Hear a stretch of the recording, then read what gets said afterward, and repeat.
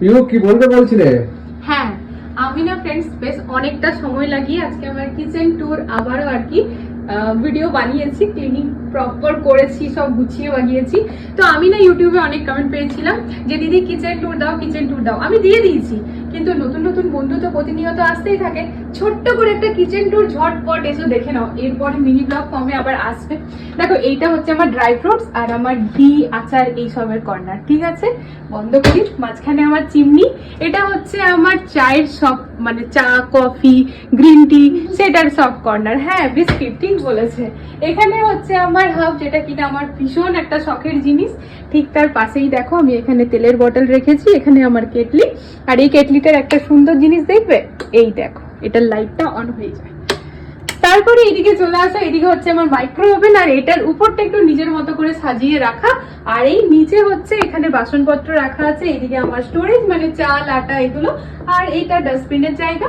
আর উপরে যতটা দেখছো সবটাই স্টোরেজ। আর এইদিকে আবারও নিজের মতো করে কিছু সাজানো। আর এটা হচ্ছে সিঙ্ক, সিঙ্কের উপরে ওই ক্লিনিং পারপাসে যা যা লাগে সেগুলো সব লাগানো।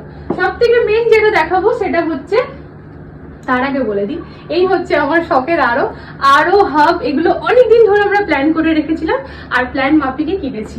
এবার দেখাই, এই দেখো, এই হচ্ছে আমার কিচেন থেকে ভিউ।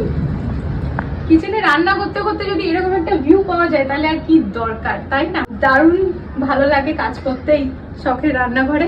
এরপর দেখাই ফ্রেন্ডস, এখানে হচ্ছে আমার ফ্রিজ। তো এইটা হচ্ছে টাফ অ্যান্ড গ্লাস, তো যেই কারণে আমি এখানে দাঁড়িয়ে নিজের ফটো ভিডিও করতে পারি। খুব ক্লিয়ার না হলেও পুরোপুরি নিজেকে দেখা যায়। তো এই হচ্ছে আমার রান্নাঘর। বাকিটা চলো, ভাবলাম আচ্ছা হ্যাঁ, এটা দেখাই ফ্রেন্ডস, আলু পেঁয়াজ রাখার জন্য এত সুন্দর রান্নাঘরে ওই বাস্কেট রাখা থাকবে আমার পছন্দের বাইরে ছিল।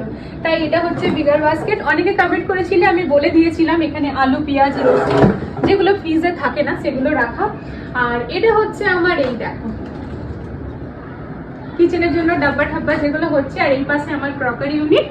আর এই হচ্ছে, দেখো, এই লাইটটা যে আমাদেরকে দেখে কত লোক নিজেরা কিনেছে, মানে আমাদের সোসাইটির কথা বলছি। আমি খুব, মানে আমার খুব ভালো লাগে যে আমার আর আমার বরের চয়েস সবার পছন্দ হয়।